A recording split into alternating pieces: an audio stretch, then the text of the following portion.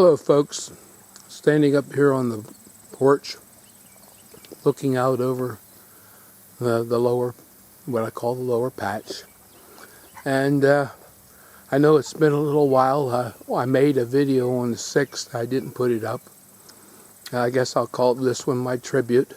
I came in from the garden after having filmed the video and found out that I got a call. My sister called and said my mother had passed away 6 minutes prior. So I was in the garden when my mom left this world. Got to see her. We've been real busy. We went over to see her. She was sharp right up to the end for 93 years old. We discussed some of the things that in life, and I said about I would get blamed for gardening, and I said it's her fault.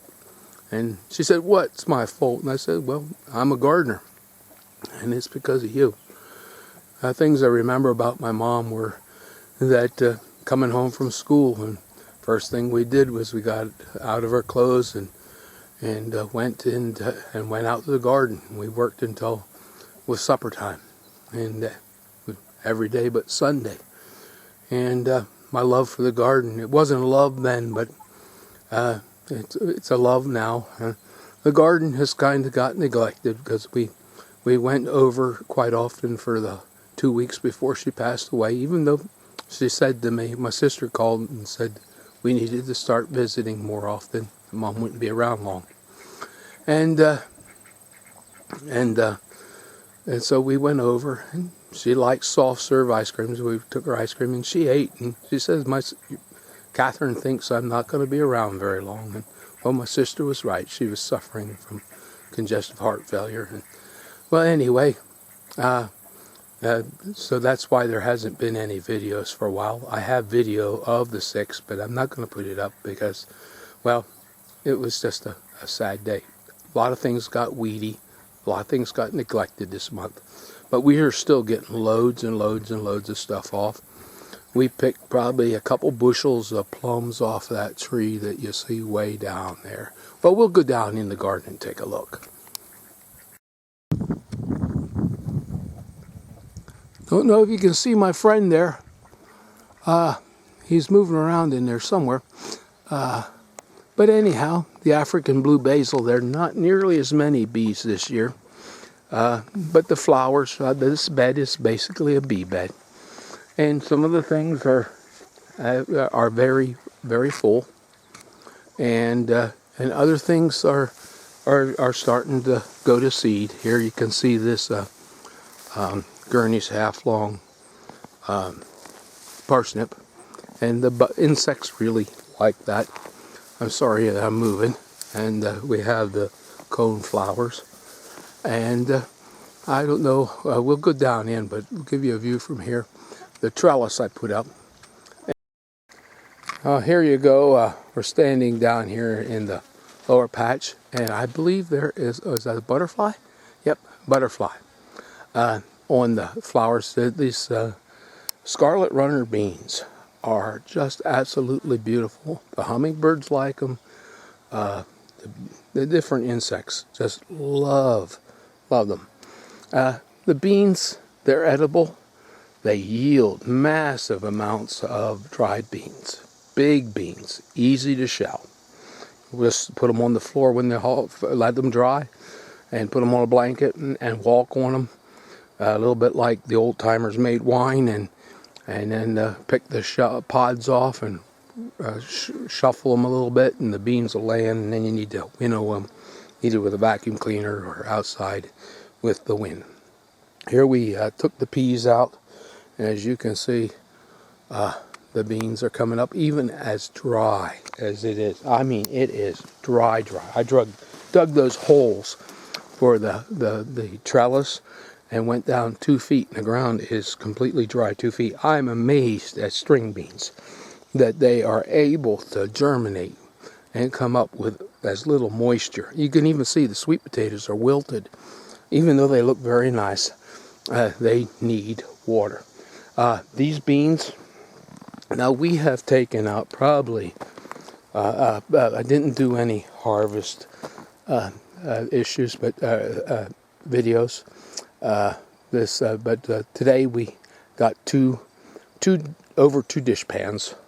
Last week we got probably 4. The week before we probably got 4 or 5 off of it. My freezer I got a new freezer, and it is just about full with string beans. And then I give so many away. The dish pan of green beans went out today. The dish pan is laying in on the living room floor to be done today yet. As you can see, the onions will probably get pulled today or tomorrow. They need, if it rains, they'll rot. But you can see I got a weed issue. Again, I weeded them several times. We have taken off of that plum tree. See if I can see it here. The sun's bright to my back. But anyway, we have thinned them. The ground is just covered with those that have bacterial rot. And these are real juicy plum. But there's still quite a bit on there. We've sent several buckets out the last couple days. And there's still plenty. I have some in the side. Another row of string beans, another row of replacement beans. These will get green manure. What I do is we pull them, pick them, and then we immediately, and it's important that you do it while it's green. Beans, anything that's green has nitrogen in it. Once it gets brown, it's carbon. Carbon needs nitrogen to break down. The beans are laden with nitrogen. They fix nitrogen. One of the best things to put in the ground as a manure substitute is beans, soybeans, any kind of bean, as long as you do it while they're green. Then they will put nitrogen into the soil. The tomatoes I have growing beside the beans are doing very well. Getting quite a few tomatoes from the tomatoes right here along this row because they're fixing nitrogen. Over here, the row of blackberries. We're not getting as many blackberries this year, but we got a little over a quart today of blackberries, and this year they are super, super sweet.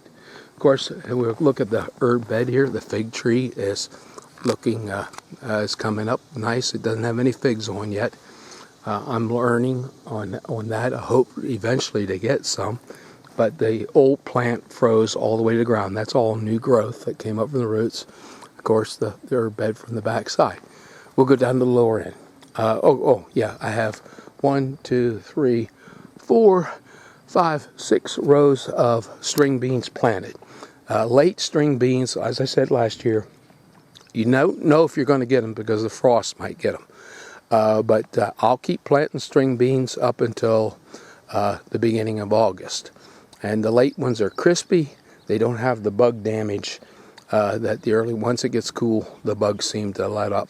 But I plant early ones and put them away just in case we get an early frost, and then I won't. You can't depend on a late harvest. Okay, go down to the lower end. Didn't make it to the lower end, but I thought you might want to see, after being thinned and picked, how many plums there still are. And they are honey sweet. This is a good plum. And what I did this year that seems to have made the difference is I trimmed this tree really, really hard. Other years it made plums, but they always dropped off and never got to this place. And I cut a massive amount. I mean, I thought I may have overdone it and killed the tree.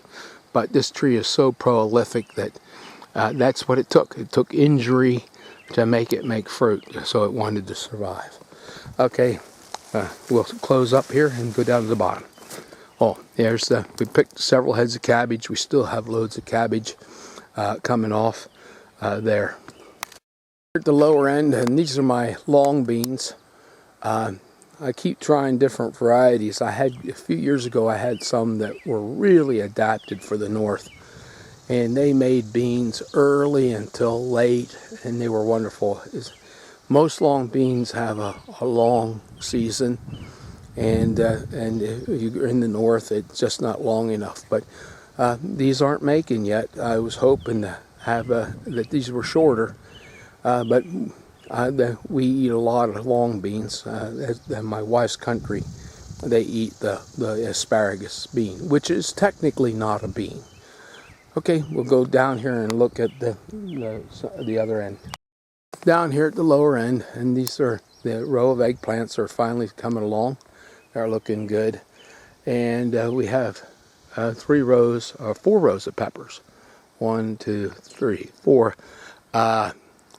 The 2 of them are hot, and this row is sweet peppers, which I basically grew for my mother, who is not here anymore. And today we picked about well over a half bushel of peppers, and they went out. Me and Dung don't eat a lot of sweet peppers. We eat a lot of these hot peppers. This is Chinese 5-color, and they're just beautiful. I mean, they're just beautiful. I don't know if you can see in here or not the colors. I can't see the screen, but they go from purple to yellow to orange to red, and they're just beautiful. And of course, she likes. We have several kinds of bird's eye, or they're all commonly called Thai chilies, that they eat in her country, which is not Thai, but it's Indonesian, and they eat loads of hot. I make a hot paste for there. Of course, here we have the sweet potatoes, a row of them, and then up there, if you can see there, a row of sweet potatoes that's there, and then there's another, the row that's up in the other garden, and several rows of potatoes. And I guess that's the lower patch. The upper patch looks pretty bad. I just not overly motivated right now. My inspiration, the person I grew potatoes for, peppers for, a lot of lima beans and corn, has left this world, and it's been difficult. And she was my go-to person. And a lot of what I do and what I share actually credit belongs to her. I said, Mom, who taught you to go to the garden and take us to the garden? She said, well, would have had to have been my mom. And when you know Amish people, the kids work, and they're part of an industry, and you provide for each other. And of course, we grew up with that ethic, and you don't depend on others, you do for yourself. And of course, we have so much food here that, like today, 2 people went away with loads and loads, plums, beans, peppers, trying to think, cabbage, squash, trying to think anything else. But anyway, my mother is the person that the things I share, from starting and growing sweet potatoes, came from her. And this is her tribute, and I miss her. I'll miss her knowledge. Thanks for watching. May the Lord bless.